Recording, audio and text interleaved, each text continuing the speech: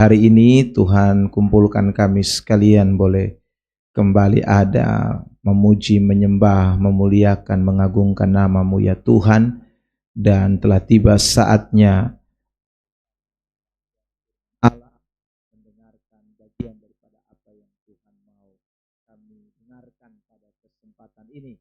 Dan karena itu Bapa, sebelum kami akan masuk jauh dalam jam pemberitaan ini, kami mohon pimpinan Roh Kudus ambil alih jam pemberitaan, mulai dari awal, pertengahan sampai akhir, dan biarlah kami semua dituntun oleh Roh itu untuk mengerti, memahami.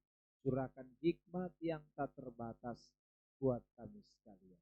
Terima kasih Tuhan, segala hormat, pujian, kemuliaan, dan sanjungan hanya bagi Tuhan.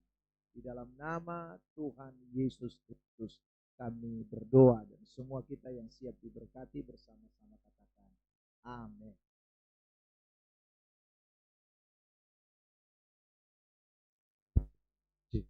Satu.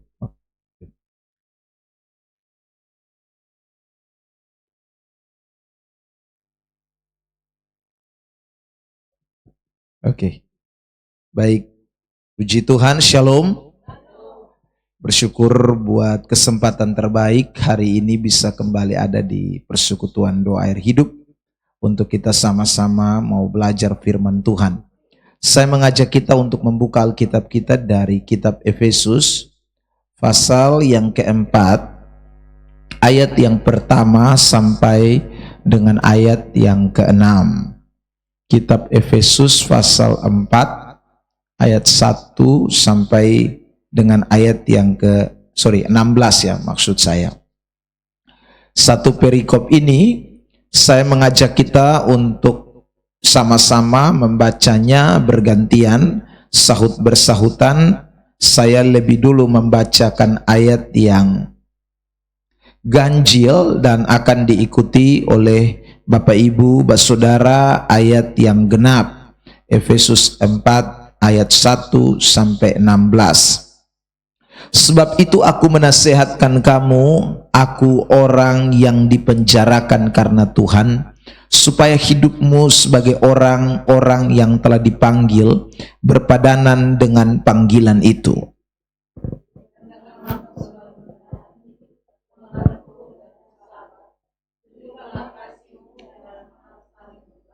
Dan berusahalah memelihara kesatuan roh oleh ikatan damai sejahtera.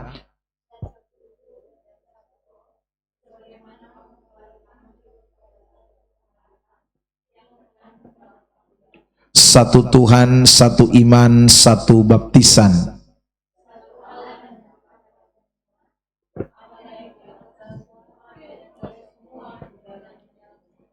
Tetapi kepada kita masing-masing telah dianugerahkan kasih karunia menurut ukuran pemberian Kristus.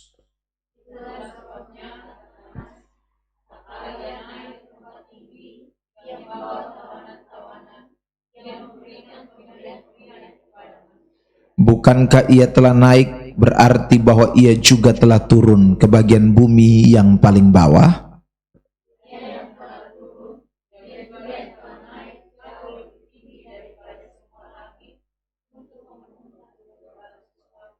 Dan ialah yang memberikan baik rasul-rasul maupun nabi-nabi, baik pemberita-pemberita Injil maupun gembala-gembala dan pengajar-pengajar.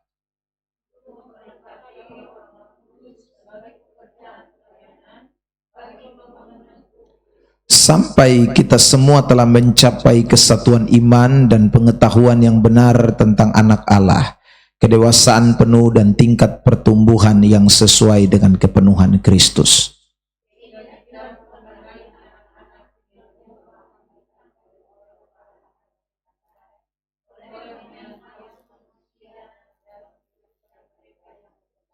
Tetapi dengan teguh berpegang kepada kebenaran di dalam kasih, kita bertumbuh di dalam segala hal ke arah Dia, Kristus yang adalah kepala.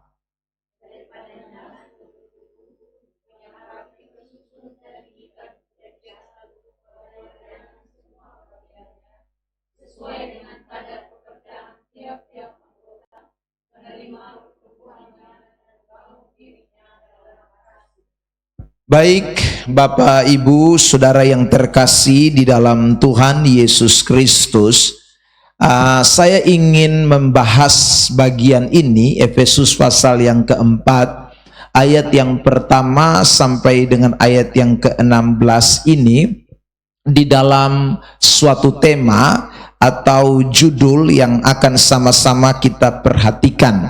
Judulnya, temanya saya ambil dari ayat yang ke-7. Coba ditampilkan lagi, Efesus pasal 4 ayat yang ke-7.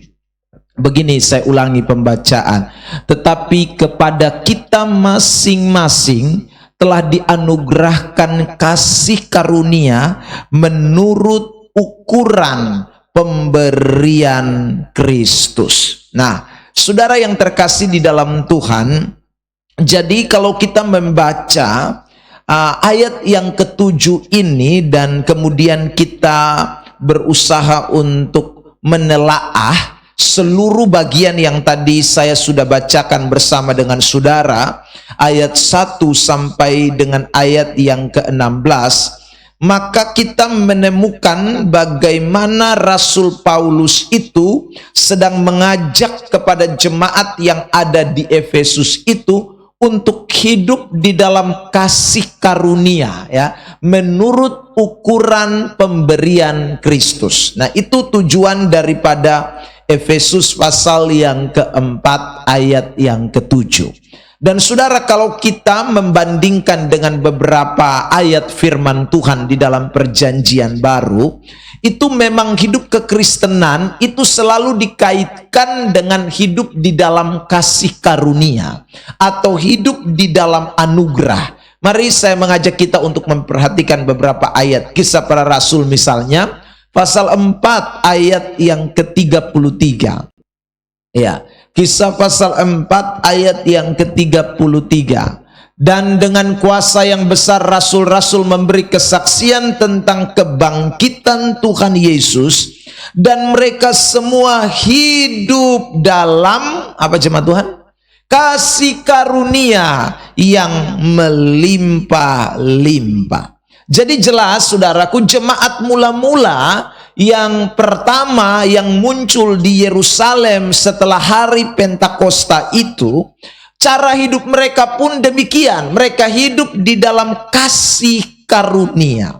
Lalu saudara yang terkasih di dalam Tuhan, kita melihat lagi ketika Paulus pergi ke Antiokhia di Pisidia, saudaraku, hal yang serupa juga dia khotbahkan, dan dia mengajak orang-orang yang percaya pada waktu itu untuk hidup di dalam kasih karunia Allah. Perhatikan Kisah Rasul 13 ayat 43.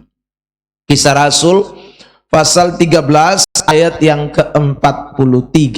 Ya, bersama-sama kita membaca ayat firman Tuhan itu. 1, 2, 3. Setelah selesai ibadah, banyak orang Yahudi dan penganut agama Yahudi yang takut akan Allah mengikuti Paulus dan Barnabas. Kedua rasul itu mengajar mereka dan menasehati supaya mereka tetap hidup di dalam apa?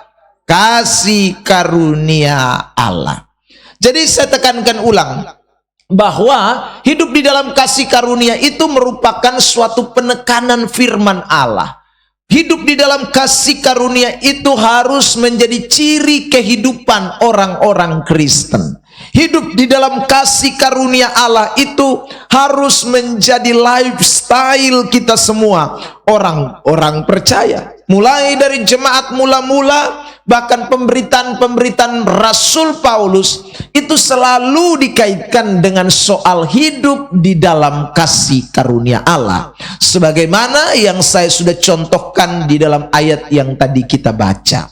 Nah, saudara yang terkasih dalam Tuhan, karena itu ketika Rasul Paulus berbicara kepada jemaat yang ada di Efesus di dalam pasal 4 itu, ayat yang pertama sampai dengan ayat yang ke-16, dia mau menjelaskan, ya saudaraku, tentang apa itu kasih karunia. Ya, nanti kita akan memperhatikan.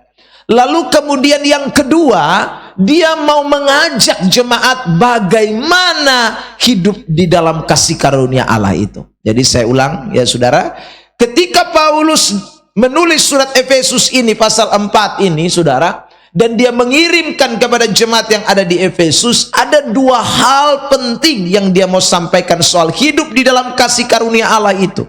Yang pertama, dia mau memberitahukan apa arti hidup di dalam kasih karunia Allah itu. Lalu yang kedua, bagaimana hidup di dalam kasih karunia Allah itu. Nah, kita semua yang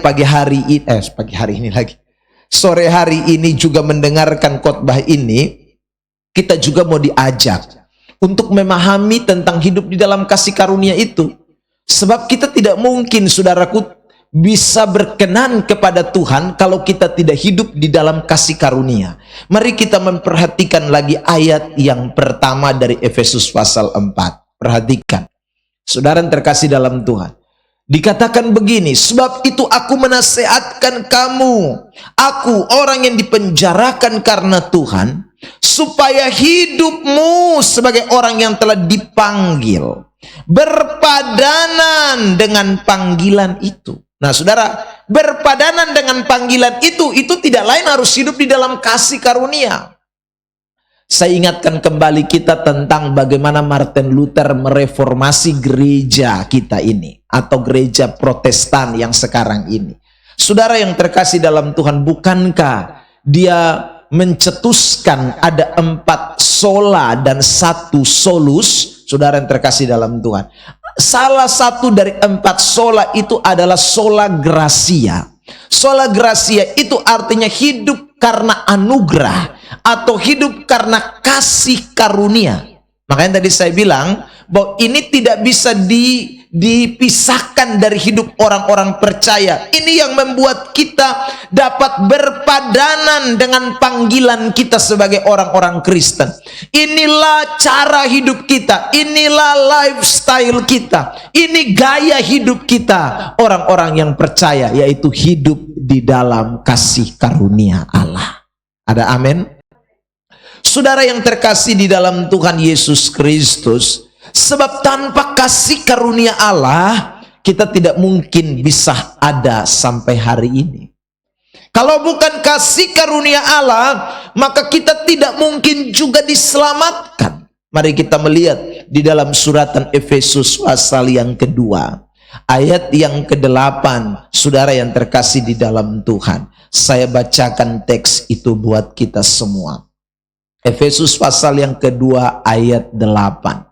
Sebab karena kasih karunia kamu diselamatkan oleh iman. Itu bukan hasil usahamu, tetapi pemberian Allah.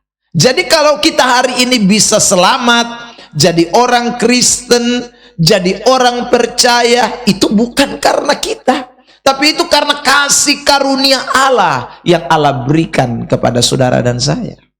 Nah karena itulah Bapak Mama Saudara yang terkasih di dalam Tuhan, kita semua yang hadir pada sore hari ini, kita tidak mungkin bisa hidup di luar kasih karunia Allah.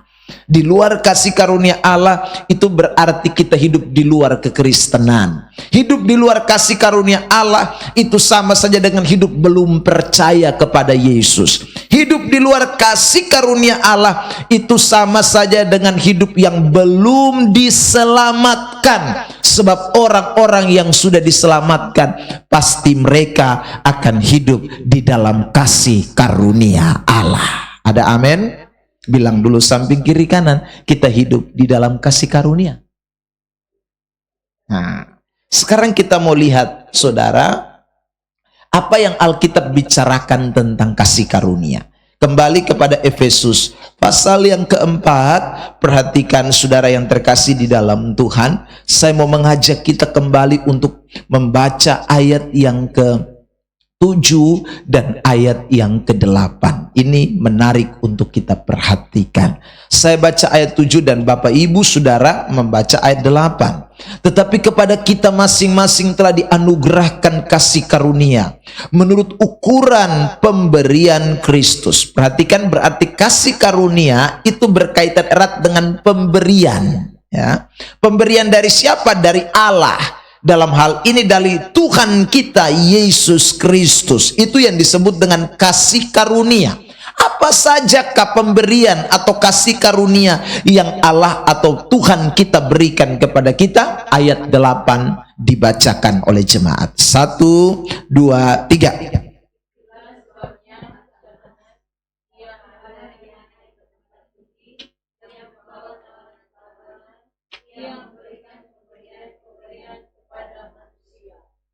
Ia memberikan apa?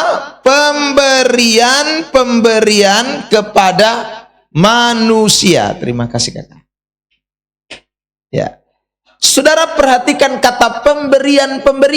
Itu dikatakan yang beri ia berarti Tuhan. Itu berarti kasih karunia, saudaraku. Nah, kalau kita membaca kata pemberian kepada manusia, rasanya itu kata terlalu umum. Saudara, apa sih sebenarnya yang dimaksud dengan pemberian kepada manusia itu? Saya mengajak kita untuk memperhatikan, saudara, kata ini di dalam teks bahasa asli Alkitab, yaitu dalam bahasa Yunani. Kata itu dipakai dengan kata doma. Coba sebutkan 1, 2, 3. Nah, apa itu doma? Doma itu artinya pemberian yang baik berupa berkat-berkat jasmani atau kebutuhan hidup kita. Itu kata doma. Jadi saudara, kalau orang itu hidup di dalam kasih karunia Allah, maka Allah itu tahu memberikan pemberian yang baik. Allah itu memberikan pemberian yang baik kepada kita. Untuk apa? Untuk kebutuhan hidup kita, untuk kebutuhan jasmani kita. Jadi Allah bukan hanya menganugerahkan keselamatan kepada saudara dan saya sebagai kasih karunia Allah, tetapi Allah juga memberikan pemberian yang baik buat kita sekalian. Ada amin? Nah, kata doma itu muncul di dalam Injil Matius pasal 7 ayat yang ke-11 juga. Mari kita lihat. Kata doma atau pemberian yang baik itu. Mari kita lihat. Saudaraku, Matius 7 ayat 11. Matius 7 ayat 11. Oke, jemaat, kita baca ayat ini bersama-sama. 1, 2, 3. Jadi jika kamu yang jahat tahu memberi pemberian yang baik kepada anak-anakmu, apalagi Bapamu yang di sorga, Ia akan memberikan yang baik kepada mereka yang meminta kepadanya. Kita mundur dulu saudara di ayat yang ke-10 dan ayat yang ke-9. Mari kita lihat dulu Matius 7 ayat yang ke-10 dan ayat yang ke-9. Oke, 1, 2, 3. Adakah seorang daripadamu yang memberi batu kepada anaknya jika ia meminta roti? Ini bicara soal kebutuhan jasmani loh. Ini bicara soal kebutuhan makan minum kita, saudara. Lalu ayat yang ke-10 dikatakan begini, atau memberi ular jika ia meminta ikan. Jadi saudara yang terkasih, baru di ayat 11 dikatakan tentang itu. Kalau Bapa yang jahat di dunia ini saja tahu memberi pemberian yang baik kepada anak-anaknya, apalagi Bapamu yang di sorga, Dia pasti juga memberikan pemberian yang lebih baik lagi kepada kita semua. Ada amin? Jadi kalau saudara hari ini sedang menikmati sesuatu, itu ingat baik-baik, bukan karena usaha kita, bukan karena kekuatan kita, bukan karena Tuhan tempatkan saudara ada di pekerjaan yang baik, bukan hanya itu, tapi semua itu karena datangnya dari Tuhan. Dia yang memberikan itu untuk saudara dan saya nikmati hari ini. Karena itu saudara yang terkasih dalam Tuhan, anak-anak Tuhan, dengarkan baik-baik, hidup kita tidak bisa lepas dari yang namanya kasih karunia Allah. Sebab tanpa kasih karunia Allah, kita tidak mungkin bisa menerima pemberian yang baik dari Allah. Ada amin? Lihat lagi ayat ini. Yakobus pasal yang pertama ayat yang ke-17. Oke, ditampilkan. Yakobus pasal 1 ayat 17. Yakobus 1 ayat 17. Bersama-sama kita baca ayat ini. 1, 2, 3. Setiap pemberian yang baik dan setiap anugerah yang sempurna datangnya dari mana? Dari atas. Diturunkan dari mana? Dari Bapa segala terang. Padanya tidak ada perubahan atau bayangan karena pertukaran. Jadi kalau saudara hidup di dalam kasih karunia, Allah memberikan pemberian yang baik kepada kita. Allah memberikan segala sesuatu yang baik yang tidak bisa berubah oleh karena perubahan atau karena pertukaran. Itu kata firman Allah. Saudara yang terkasih dalam Tuhan, pastikan bahwa berkat yang saudara dan saya nikmati adalah berkat yang datang dari kasih karunia Allah. Ada amin? Sebab kalau bukan dari kasih karunia Allah, saudara tidak bisa menikmati berkat yang baik. Lihat ayat ini, Mazmur pasal 37. Kitab Mazmur pasal yang ke-37. Mari kita perhatikan teks firman Tuhan ini, saudara. Ya, saya mulai baca perikopnya, kebahagiaan orang fasik semu. Ya, orang fasik kenapa kok kebahagiaannya semu? Karena semua berkat yang mereka peroleh itu bukan datang dari atas. Semua berkat yang mereka peroleh tidak datang dari atas. Karena tidak datang dari atas, semu. Karena tidak datang dari atas, maka berkat itu bukan berkat yang baik. Jadi kalau bicara soal berkat yang baik, itu bukan hanya soal jumlah atau kuantitasnya, tapi bicara soal berkat yang baik itu bicara soal kualitasnya, yang tidak bisa diambil oleh siapapun. Itu berkat yang datangnya dari atas. Perhatikan ayat 1 dan seterusnya. Saya mulai bacakan kitab Mazmur 37. Dari Daud, jangan marah karena orang yang berbuat jahat. Jangan iri hati kepada orang-orang yang berbuat curang, sebab mereka segera lisut seperti rumput dan layu seperti tumbuh-tumbuhan hijau.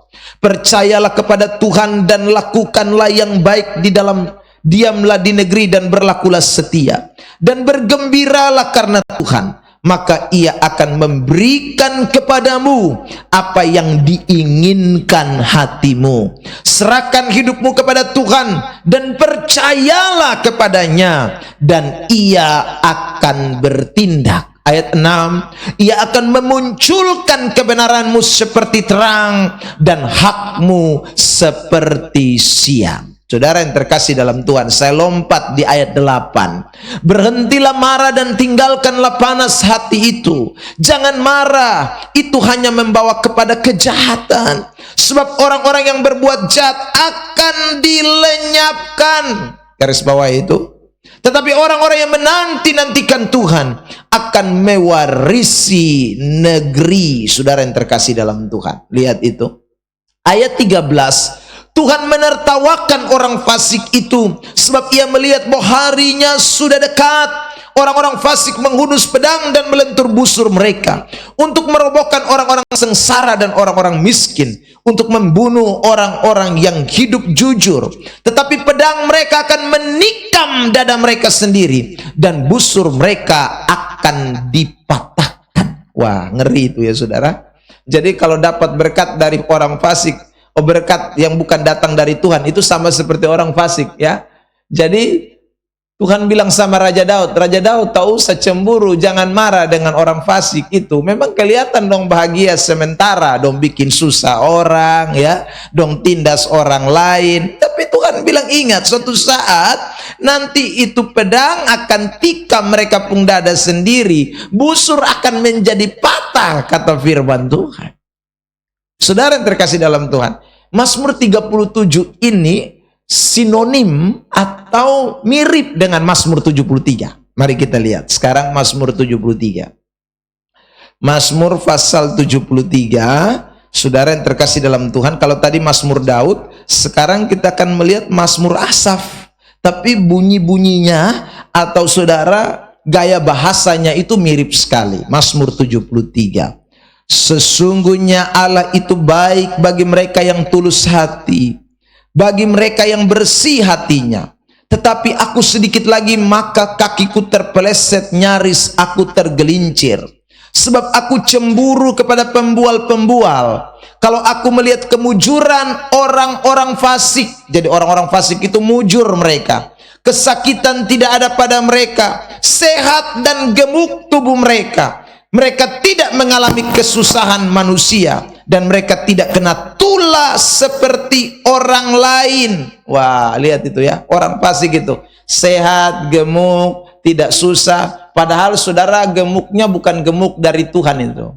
Ya, sehatnya bukan sehat dari Tuhan. Saudara yang terkasih dalam Tuhan, susahnya, ketidaksusahan mereka itu bukan karena dari Tuhan yang bikin mereka bahagia. Bukan, saudara yang terkasih dalam Tuhan. Tapi karena mereka dibiarkan Tuhan untuk sesaat saja menikmati hal-hal yang sementara. Lalu nanti mereka akan lenyap. Saudara yang terkasih, perhatikan ayat yang ke-12.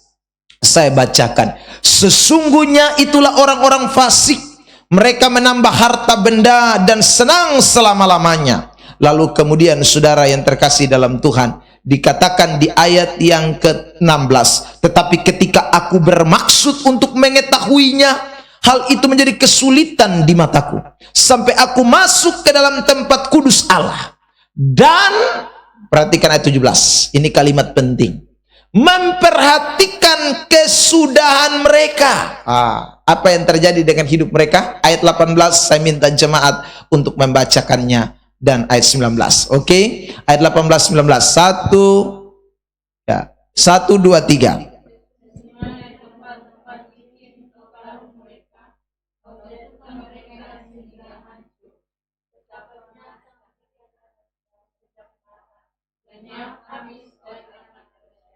Ayat 20, 1, 2, 3. Seperti mimpi pada waktu terbangun ya Tuhan, pada waktu terjaga rupa mereka kau pandang hina. Habis mereka. Jadi kalau kita dapat berkat bukan dari Tuhan, ya, hidup bukan di dalam kasih karunia Allah, kita tidak dapat pemberian baik. Sehat kita sehat tidak baik, gemuk kita gemuk tidak baik, kaya kita kaya tidak baik, pekerjaan jabatan kita pekerjaan jabatan tidak baik. Ya saudara yang terkasih dalam Tuhan, apalagi kebahagiaan kita yang ketawa ketiwi di rumah, itu sebenarnya kebahagiaan semu. Suatu saat karena saudara akan merana, karena Tuhan sedang menempatkan orang-orang yang seperti itu di tempat-tempat licin. Mereka ditaruh untuk dihancurkan, untuk binasa. Tapi kalau saudara dan saya menikmati pemberian yang baik dari Tuhan, itu tidak akan pernah dimakan oleh waktu, tidak bisa dihabisi oleh apapun. Saudara akan menikmati kebahagiaan seumur hidupmu, kata firman Tuhan. Beri tepuk tangan yang terbaik buat Tuhan Yesus Kristus.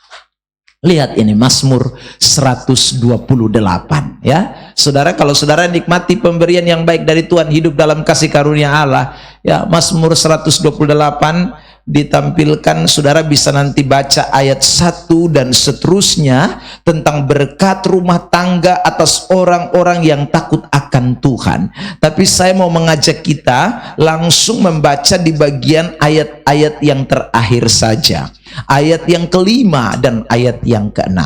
Ya, Mazmur 128 ayat 5 dan ayat 6. 1, 2, 3. Kiranya Tuhan memberkati engkau dari mana? Dari Sion, supaya engkau melihat apa? Kebahagiaan Yerusalem seumur hidup, bukan 1-2 tahun. Ya saudara, ada orang kan waktu belum pensiun, saudara yang terkasih dalam Tuhan, wih bahagianya minta ampun. Begitu pensiun, susah tiap hari, saudara yang terkasih dalam Tuhan. Itu namanya tidak bahagia seumur hidup.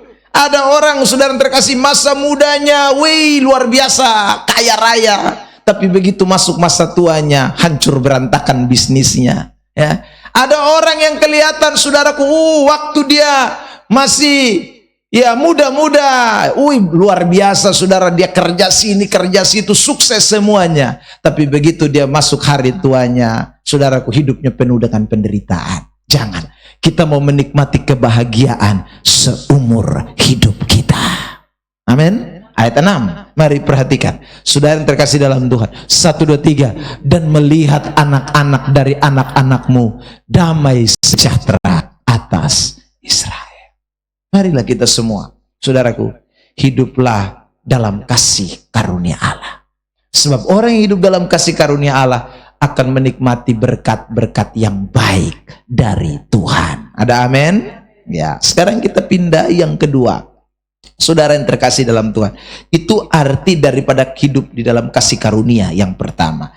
Yang kedua, apa saja atau bentuk dari kasih karunia yang Allah berikan kepada kita? Saya mengajak kita untuk memperhatikan teks firman Tuhan selanjutnya dari Efesus pasal yang keempat. Sekarang kita lihat ayat yang ke-10. Ya, kitab Efesus pasal 4 ayat yang ke-10. Oke, ditampilkan, kita baca bersama-sama ayat ini. 1, 2, 3. Ia yang telah turun, ia juga yang telah naik jauh lebih tinggi daripada semua langit untuk memenuhkan segala sesuatu. Wah, ini menarik ini saudara yang terkasih dalam Tuhan. Jadi Tuhan yang telah turun, maksudnya Tuhan yang telah mati itu, dikuburkan selama 3 hari itu, dia sekarang sudah naik jauh lebih tinggi daripada semua langit. Maksudnya dia sudah duduk di atas takhta kerajaannya. Dia ada di sorga, saudara. Untuk apa dia naik ke sorga? Untuk apa saudara yang terkasih dalam Tuhan? Dia turun ke bumi binasa buat kita, mati untuk kita semua, supaya dia dapat memenuhkan segala sesuatu di dalam hidup saudara dan saya. Saudara yang terkasih di dalam Tuhan Yesus Kristus. Karena itu kata memenuhkan segala sesuatu ini bicara tentang kasih karunia Allah. Ya, Allah mau mengerjakan sesuatu dalam hidup kita, bukan setengah-setengah. Allah tidak mengerjakan separuh, tapi Allah mengerjakan memenuhi segala sesuatu di dalam hidup saudara dan saya. Ada amin? Nah, saya ajak kita untuk memperhatikan apa makna dari kata memenuhkan segala sesuatu ini. Kalau kita baca memenuhkan segala sesuatu kan umum. Apa sebenarnya yang dimaksudkan itu?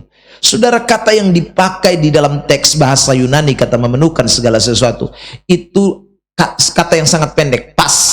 Coba sebut, 1, 2, 3, pas. Nah, gampang kan? Pas. Ya, sudah terkasih dalam Tuhan.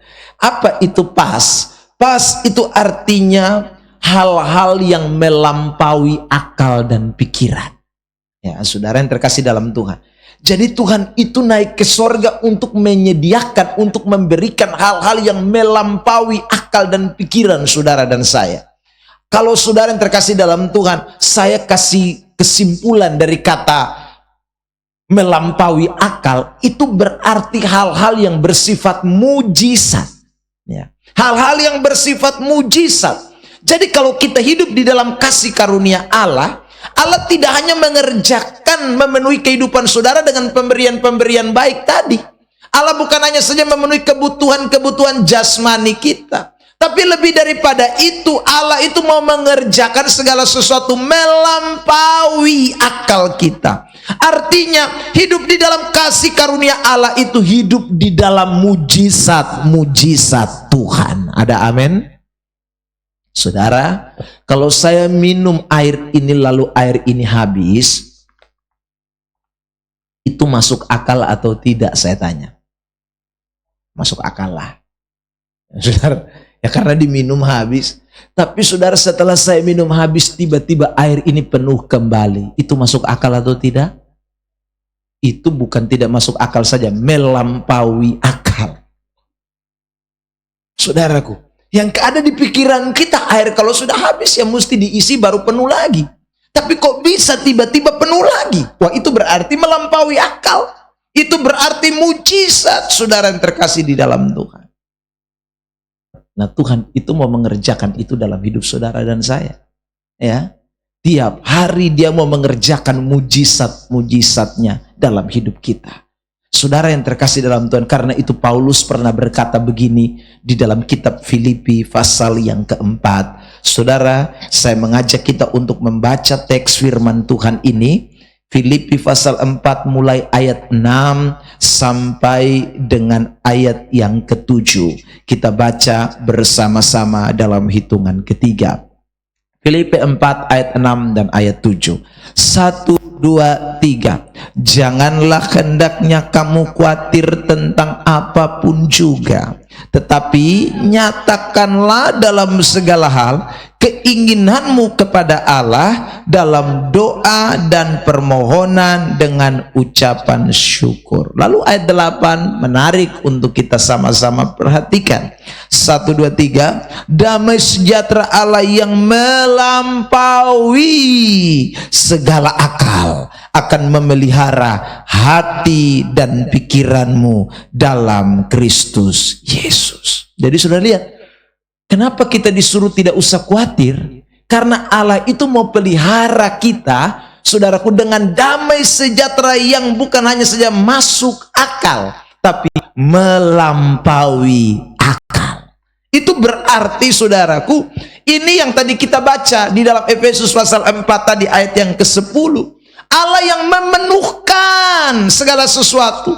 Allah yang bikin itu damai sejahtera itu melampaui akal dan pikiran kita. Allah yang mengerjakan itu, saudara yang terkasih dalam Tuhan. Makanya anak-anak Tuhan, damai sejahtera kita tidak pernah kurang. Karena damai sejahtera yang kita miliki itu damai sejahtera yang Allah berikan. Karena kita hidup di dalam kasih karunia Allah, maka damai sejahtera itu melampaui akal. Mujizat damai sejahtera itu Allah terus kerjakan di dalam hidup saudara dan saya. Ada amin? Ada uang, tidak ada uang, saudara tetap damai sejahtera. Ya, saudara yang terkasih, kenapa? Karena melampaui akal. Itulah yang saudara kita miliki dalam kasih karunia Allah.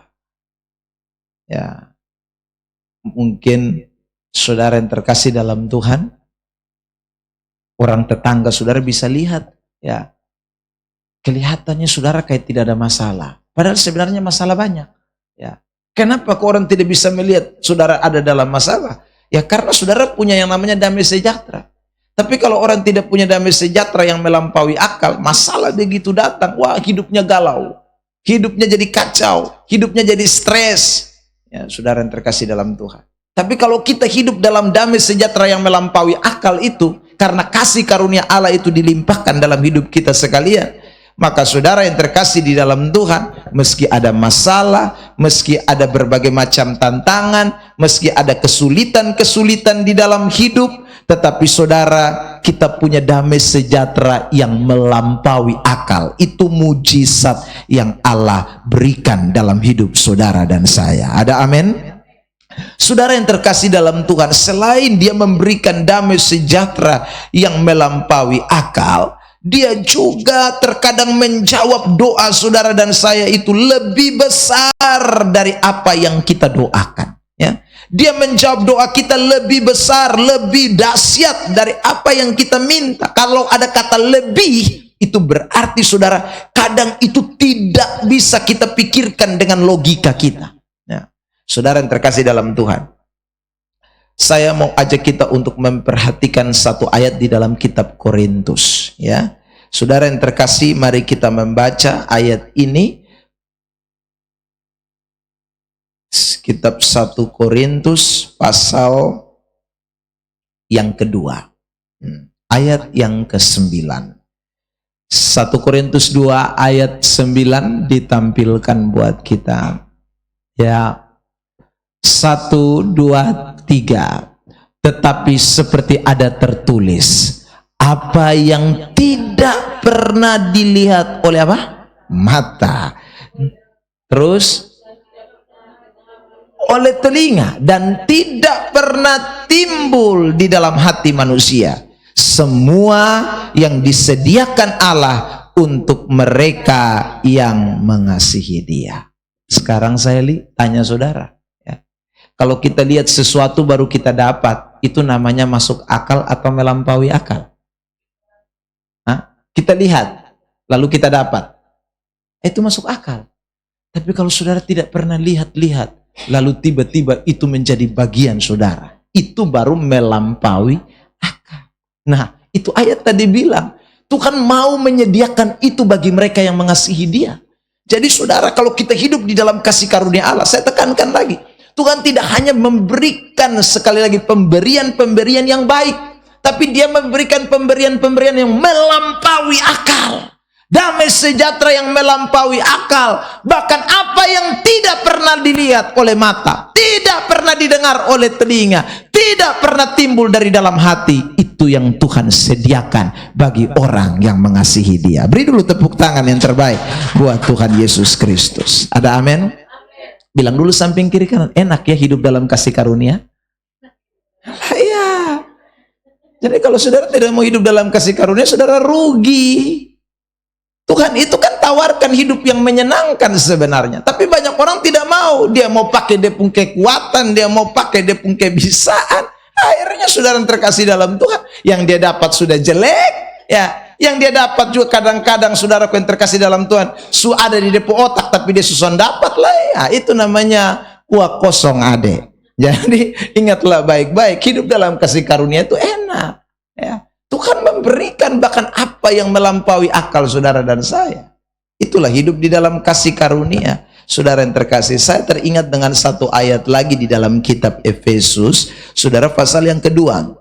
Saya mau mengajak kita untuk membaca ayat ini, saudara. Ya, kitab Efesus pasal yang kedua. Sabar ya, saya cek dulu ayatnya untuk kita sama-sama perhatikan ayat ini. Oh, Efesus pasal 3, sorry. Efesus 3 ayat 20. Mari kita baca bersama-sama. Mulai ayat 19 dulu, lalu kemudian ayat 20. Ya, sama-sama kita baca 19 dan 20. 1, 2, 3. Dan dapat mengenal kasih itu, sekalipun ia melampaui segala pengetahuan. Aku berdoa supaya kamu dipenuhi di dalam seluruh kepenuhan Allah. 20. Bagi Dialah yang dapat melakukan jauh lebih banyak daripada yang kita doakan atau pikirkan, seperti yang ternyata dari kuasa yang bekerja di dalam kita. Jadi kalau saudara hidup di dalam kasih karunia itu, saudara lihat ya, Tuhan itu melakukan jauh lebih banyak daripada yang saudara doa. Saudara doa cuman minta, Tuhan berikan aku berkat makanan yang secukupnya. Tapi Tuhan kasih saudara melimpah. Itu berarti melampaui dari apa yang saudara doakan. Ya saudara, kita hanya bilang berkat yang secukupnya, tapi sudah Tuhan kasih kita bisa makan lebih dari cukup. Kita minta berkat yang secukupnya untuk kebutuhan hidup kita, tapi Tuhan kasih kita berkat yang lebih dari cukup. Keuangan saudara bisa plus, saudara bisa nabung. Nah, itu karena ada Tuhan yang melakukan jauh lebih banyak dari apa yang kita doakan dan apa yang kita pikirkan. Amin. Saya rasa kalau kita semua berdoa, mengucapkan satu-satu kebutuhan kita, saudara, mulai dari pagi sampai pagi kembali, itu kebutuhan tidak habis-habis. Ya, tapi kita doakan tidak semua kita bisa sebutkan. Tapi yang Allah lakukan jauh lebih banyak. Saudara yang terkasih dalam Tuhan. Kalau kita satu orang, kalau di dalam rumah cuma satu orang, ya baik saudara. Tapi kalau di dalam rumah itu satu RT, saudara mau sebut berapa banyak orang? Ya saudara, Tuhan tolong istri, Tuhan tolong anak pertama, anak kedua, anak ketiga, anak keempat, ya. Sampai anak ke-6, sebut namanya satu-satu. Habis itu saudaraku, sepupu yang kedua, keponakan. Ini belum semua. Tapi Tuhan melakukan jauh lebih banyak. Saudara yang terkasih dalam Tuhan. Saya mendoakan banyak orang, saudara yang terkasih dalam Tuhan. Ya. Kadang separuh saya lupa buang juga. Ya. Kenapa ya? Karena terlalu banyak orang yang saya doakan. Tapi saudara, kadang-kadang saya ketemu dengan orang itu, lalu dia bilang begini, terima kasih ya Pak buat doanya. Dalam hati saya tidak doa untuk lu sebanyak kali, ya. Tapi ternyata saudara, Tuhan bekerja melampaui. Mungkin saya cuma doa 1 kali, saudara, atau 2 kali, tapi Tuhan bisa mengerjakan lebih dari itu. Saudara yang terkasih dalam Tuhan, itulah Tuhan. Saudara juga begitu kan, alami dalam hidup ini. Makanya sekali lagi, hiduplah di dalam kasih karunia Allah. Ya. Jadi kalau sudah hidup dalam kasih karunia Allah, saya ulang, ada doma. Doma itu artinya pemberian yang baik. Yang kedua ada pas. Pas itu artinya mujizat, hal-hal yang melampaui akal dan pikiran kita. Yang ketiga, saudara yang terkasih dalam Tuhan, mari kita kembali Efesus pasal 4 ayat yang ke-11. Kitab Efesus pasal 4 ayat 11. Kita bacakan dalam hitungan ketiga. Efesus pasal 4 ayat yang ke-11. 1, 2, 3. Dan ialah yang memberikan baik rasul-rasul maupun nabi-nabi, baik pemberita-pemberita Injil maupun gembala-gembala dan pengajar-pengajar. Siapa yang kasih? Tuhan. Jadi Tuhan, kalau kita hidup dalam kasih karunia Allah, saya ulang, jasmani dia perhatikan. Sekarang kita masuk di ayat 11, ini hal rohani. Saudara yang terkasih dalam Tuhan, Tuhan berikan kepada kita rasul-rasul, Tuhan kasih kepada kita nabi-nabi, Tuhan kasih kepada kita pemberita-pemberita Injil, Tuhan kasih kepada kita gembala-gembala dan pengajar-pengajar. Untuk apa? 12 Efesus 4. Efesus 4 ayat 12. Mari kita semua perhatikan 12 dan 13. 1, 2, 3. Untuk memperlengkapi orang-orang kudus bagi pekerjaan pelayanan, bagi pembangunan tubuh Kristus. Lalu ayat 13. 1, 2, 3. Sampai kita semua telah mencapai kesatuan iman dan pengetahuan yang benar tentang anak Allah, kedewasaan penuh dan tingkat pertumbuhan yang sesuai dengan kepenuhan Kristus. Tambah ayat 14, 1, 2, 3. Sehingga kita bukan lagi anak-anak yang diombang-ambingkan oleh rupa-rupa angin pengajaran, oleh permainan palsu manusia dalam kelicikan mereka yang menyesatkan.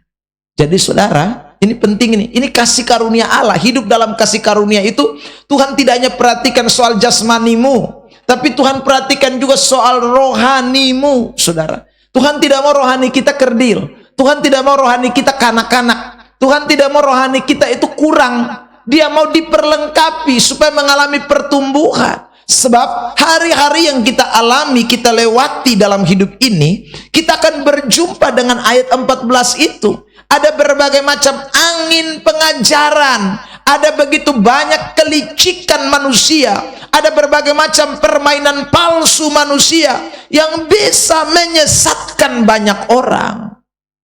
Saudara, Alkitab kan sudah menubuatkan sebelum kedatangan Tuhan yang kedua kali itu akan muncul namanya nabi palsu, ya, Mesias palsu, guru palsu, ya, hamba Tuhan palsu. Semua yang palsu-palsu akan muncul. Dan apa guna yang palsu-palsu itu muncul? Supaya mereka menyesatkan banyak orang. Siapa yang disesatkan? Mereka yang tidak hidup di dalam kasih karunia. Sebab kalau tidak hidup di dalam kasih karunia, maka iman kita akan menjadi iman cetek, iman dangkal, iman kanak-kanak. Kita tidak bertumbuh dalam rohani. Meskipun mungkin kelihatan jasmaninya diberkati, tapi rohaninya tidak diberkati. Nah, hidup di dalam kasih karunia itu balance, saudaraku. Hidup dalam kasih karunia itu tidak hanya diperhatikan hal-hal yang jasmaninya, tapi hal-hal yang rohani Tuhan tambah-tambahkan dalam hidup saudara dan saya. Saudara, di akhir zaman ini, ya, menjelang kedatangan Tuhan yang kedua kali, ada satu hujan berkat rohani yang Tuhan mau berikan kepada orang-orang percaya atau gerejanya. Ya, mari kita lihat kitab Daniel pasal 12, ya. Kitab Daniel pasal yang ke-12, saya mengajak kita untuk memperhatikan firman Tuhan. Mulai dari ayat yang ke-9 dan ayat yang ke-10. Mari kita perhatikan. Daniel 12 ayat 9 dan ayat 10, ya. Daniel 12 ayat 9 dan ayat 10. Dalam hitungan ketiga kita baca teks ini. 1, 2, 3. Tetapi ia menjawab, pergilah Daniel, sebab firman ini akan tinggal tersembunyi dan termaterai sampai akhir zaman. Jadi tidak bisa ada yang tahu. Ini tersembunyi dan termaterai. Sampai kapan? Akhir zaman. Saudara yang terkasih, ini berarti masuk kepada era kita sekarang. Waktu zaman Daniel disembunyikan, waktu zaman Daniel dimateraikan. Sekarang lihat ayat 10 dari kitab Daniel pasal 12.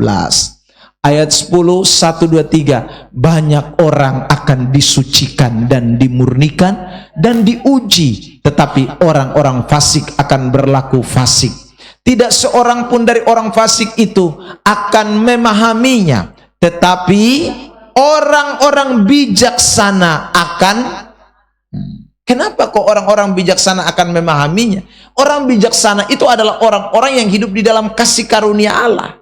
Orang yang hidup dalam kasih karunia Allah, mereka akan mengalami yang namanya, saudaraku, bagaimana Tuhan mengutus orang-orang yang akan membukakan rahasia kebenaran, orang-orang yang akan memberkati mereka. Lihat Roma pasal 10 ayat yang ke 15 mulai. Ya, Roma pasal 10 ayat 15 ditampilkan ayat ini. Kitab Roma pasal 10 ayat 15. Ya, perhatikan saudaraku, saya bacakan ayat 15, nanti Bapak Mama Saudara ayat yang ke-16. Dan bagaimana mereka dapat memberitakannya jika mereka tidak diutus? Jadi saya hari ini beritakan Injil itu karena ada yang utus. Siapa yang utus? Ya Tuhan. Saudara, utus untuk siapa? Untuk saudara. Ya. Kalau saya tidak diutus, saudara yang terkasih dalam Tuhan, maka tidak ada pemberitaan. Kalau tidak ada pemberitaan, maka saudara yang terkasih dalam Tuhan, saudara yang hadir sore hari ini tidak mendengar apa-apa. Ya. Tidak mendengar apa-apa, itu artinya saudara yang terkasih tidak mendapat kasih karunia.